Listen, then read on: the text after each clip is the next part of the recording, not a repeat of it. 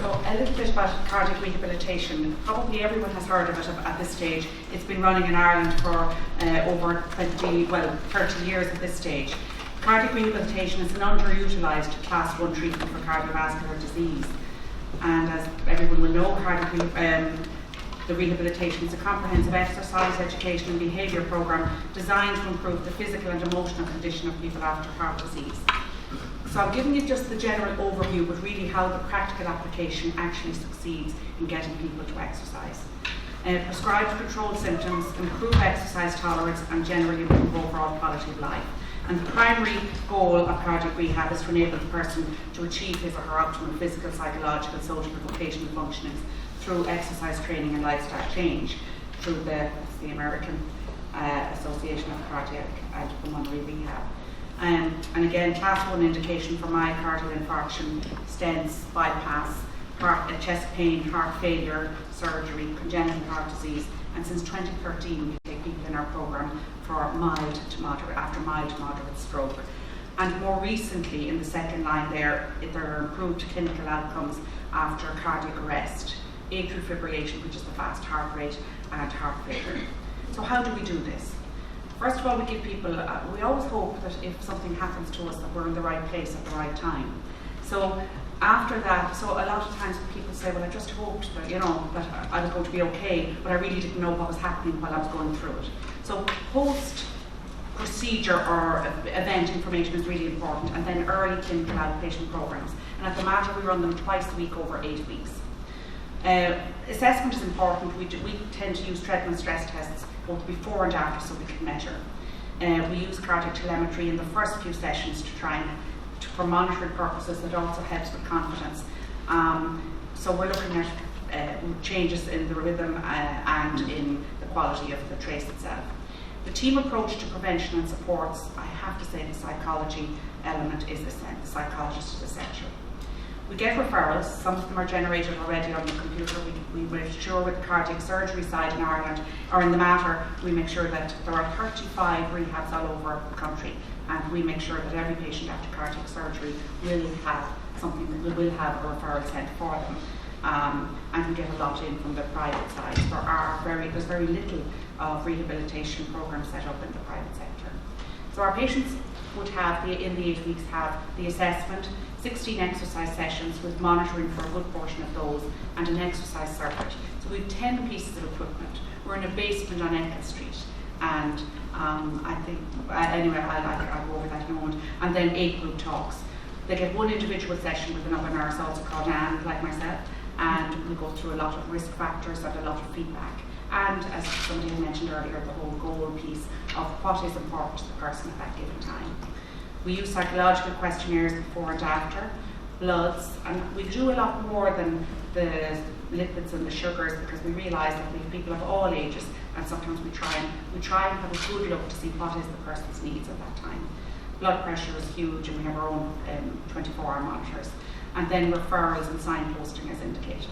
And we send a report at the end to the consultant, to the GP, and then we have a database. Physical activity, trying to define that for people. A lot of people think, sure, I do a bit at home. I'm always up on my feet and I do a little. So we kind of burst that bubble and we ruin their lives fairly quickly, because we explain that physical activity, well, we don't go into this lot, but defined as any bodily movement produced by skeletal muscles that result in energy expenditure. And that encompasses everything: exercise, sports, physical activities, but all performed as part of daily living, or occupation, leisure, or active transportation. So many people think if they're up on their feet for work, that that's enough. So exercise, a subcategory of physical activity, and it's planned, structured and repetitive for improvement and maintenance of physical fitness. And then a lot of our aim is improving physical function. Like I've been treating over there, and we're up and running in the Mater for 26 years this month. In that time, we've treated people from the age of 16 up to 90. We don't, unfortunately, promise that anybody at the 104 piece. But physical function, the capacity of the person to perform the physical activities of daily living, and that's crucial at any time in our lives, but even more so as we get older. Everybody, the aerobic element, for everybody, there should be 150 minutes per week just for good health. And for prevention in cardiovascular disease, 300 minutes of aerobic activity per week. And we always say to people, the best examples of that are walking, cycling, swimming. Now we say the walking, and again, there are elements where people will need some help if balance or certain other issues have become, and people sometimes, if they've taken a big knock to their confidence, it takes a while for some people to go back out. And there's certain people, if they have fallen, footpaths can be very uneven. So when we say cycling, we tell people we don't mean you to go out there and take on Dublin bus, but you could maybe have an exercise bicycle in your home and try and find some way to start moving. Every one of the speakers today have produced so many examples of how people, a good percentage of people are sitting an awful lot. A lot of studies have shown that on average, a lot of people, especially if they sit for working purposes, are upright for less than 3 hours in the day. And I had one gentleman who was 37 and drove for a living for long distance, and he said, I tried that experiment. He said, I'm lucky if I'm anywhere near upright for 3 hours of the day. He said, I know now if I don't change my job, I'm going to really have a different, he said, I'm not going to see an old age level, or anything close to it. So the 150 minutes per week just for good health, and then 300 minutes per week for prevention. Strength training twice per week, as everybody has said, balance, flexibility. What we have found is the value of monitoring and the group training has had a huge impact. The improvement in physical functioning is the focus of the clinical exercise component in cardiac rehab. And what we're looking at trying to improve. I was smiling when Vanda was talking about, when they're in there, they have to work. And that's the point. If we left people to do their own thing in their own time, we would all do what we usually do.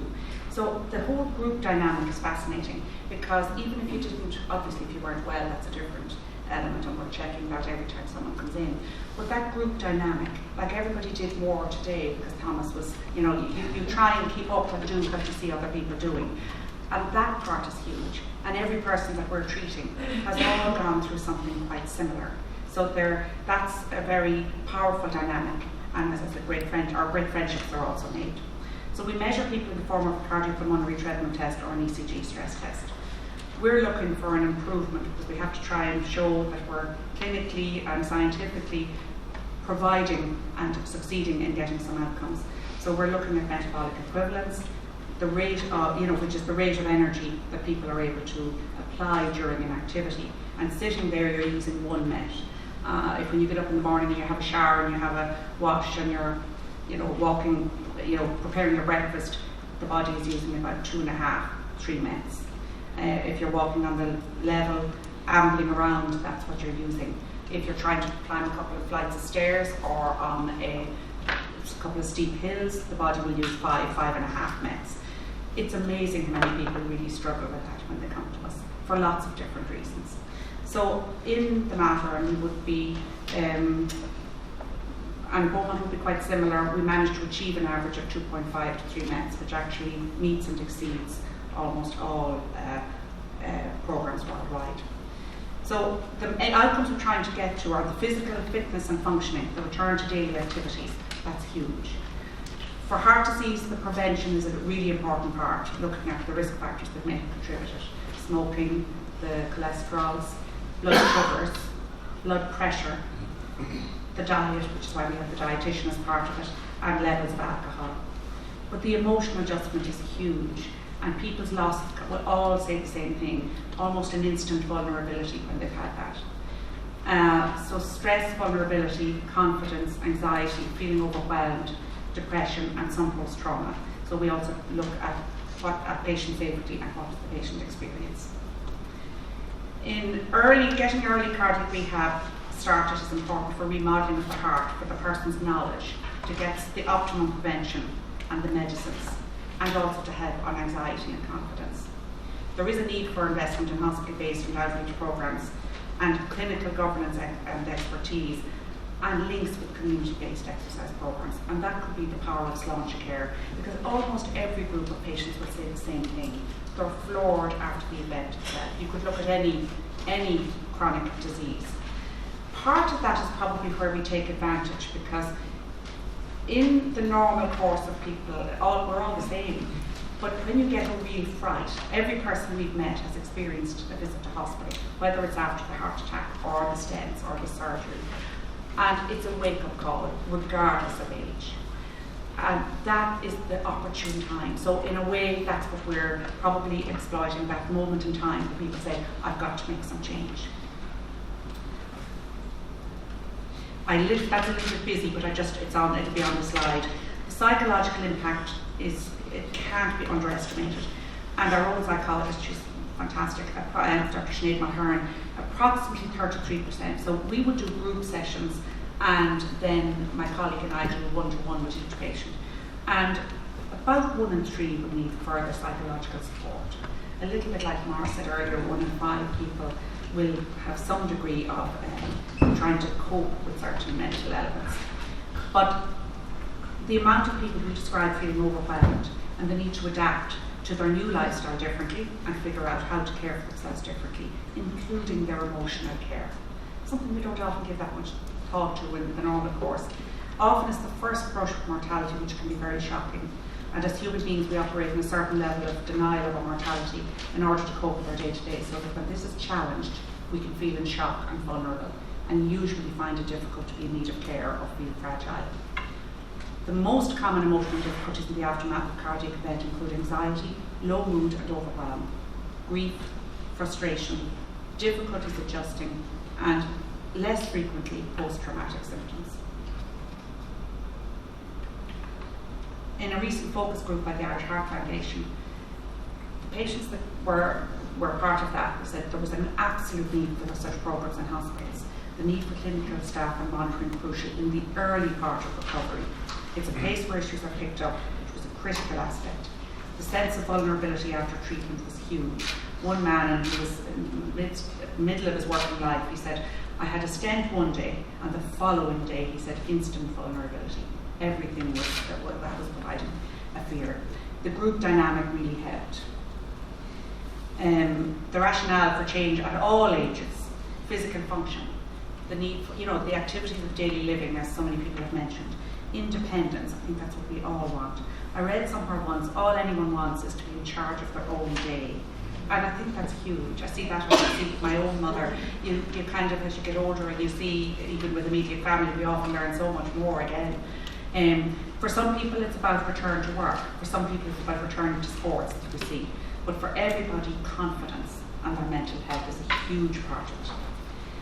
I just put that up. It's a slide showing the vast, it's wonderful that we're all living longer. But that also will bring certain challenges. You can see the vast increase in older age. And a lot of my colleagues around the country will say that especially those who are around about 20 years, they say, well, I treated some of those people they were in their 50s or 60, and I'm treating the same people now, and they're in their 70s or 80. But they have more issues that need to look at, and a certain degree of frailty. Again, it's quite a good slide. It's an older one, but it shows all of the elements. I just wanted to give the functional changes associated with age. Cardiovascular, decreased cardiac output, a 20 to 30% decline by age 65, elevated blood pressure, and we know this.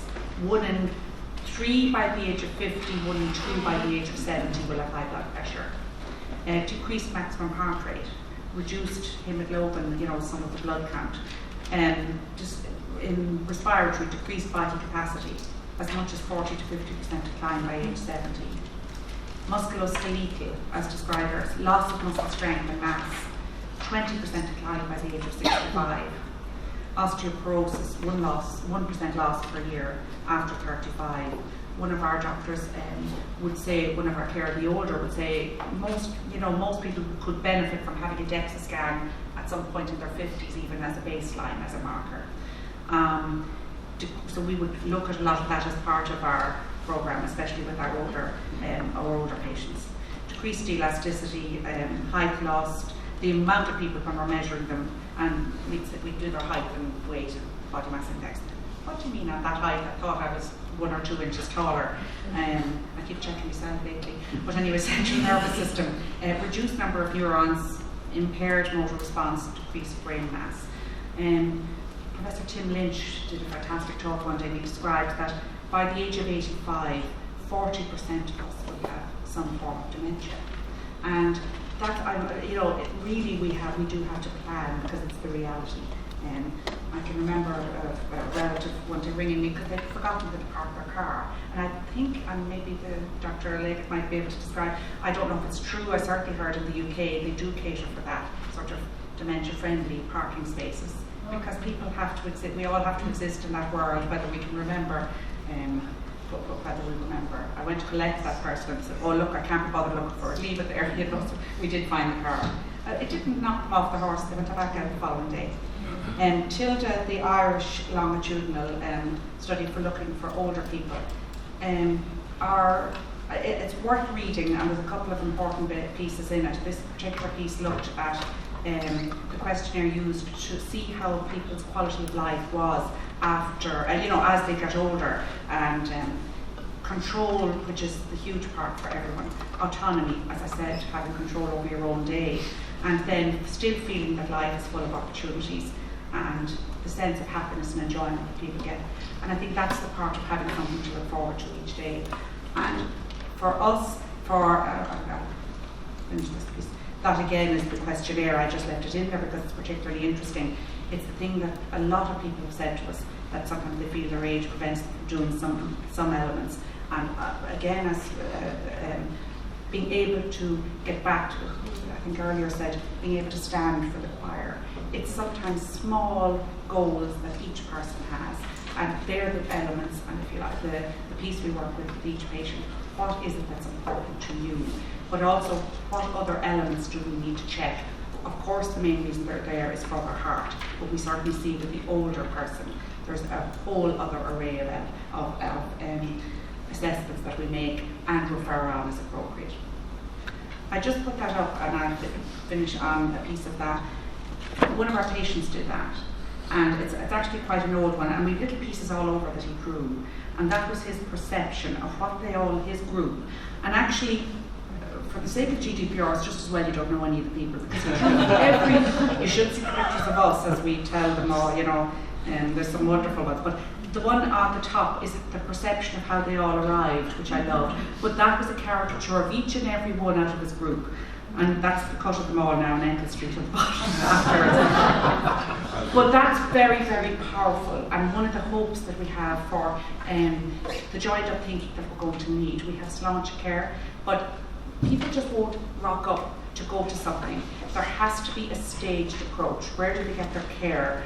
How do you make that, join the dots so that people will, as for we're doing the 8 weeks. We get phenomenal results.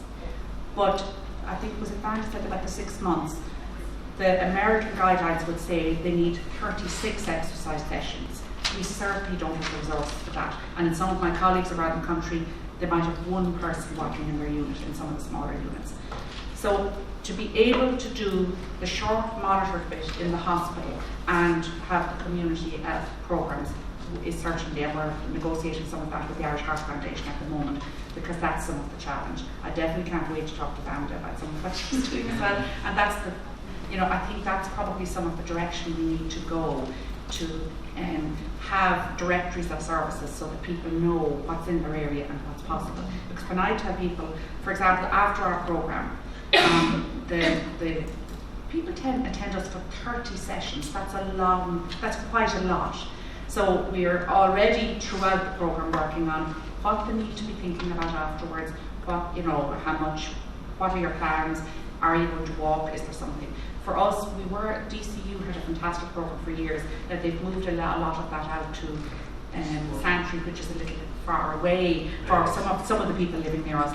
Inspire and Navan Road is a group we've used, and I love that there are people going to that now 2 and 3 years later. And a couple of them were people that wouldn't have exercised. One man wouldn't have left his apartment. So to see that if people get the right kickstart and the right joined-up thinking afterwards, it really can make a life-altering change. So thank you for that.